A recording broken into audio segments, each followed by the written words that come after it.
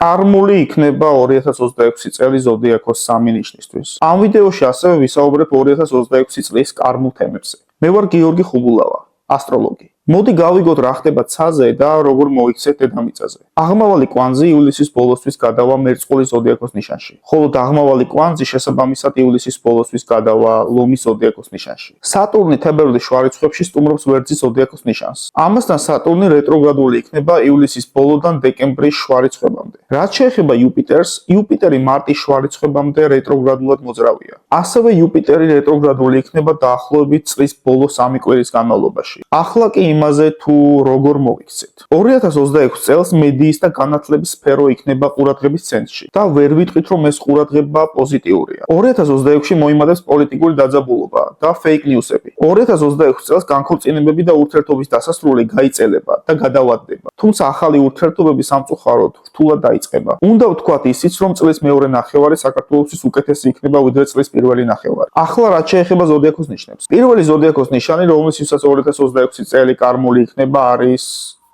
ვერძი. ვერძები განსაკუთრებით უნდა ერიდონ ხიფათის შემცველ სიტუაციებს. მეორე ზოდიაქოს ნიშანი რომელსაც 2026 წელი карმული იქნება არის შვილდოსანი. შვილდოსნები 2026-ში პირველ რიგში უნდა უფრთხილდნენ ოჯახურ პრობლემებს. მესამე ზოდიაქოს ნიშანი რომელსაც 2026 წელი карმული იქნება არის მერწყული. 2026-ში მერწყულები უნდა უფრთხილდნენ სამსახურებრივ გამოწვევებს და შეეცადონ ცვლილებებს ფეხი მარტივად აუბან. ნაყოფიერ წელს გისურვებთ. დროებით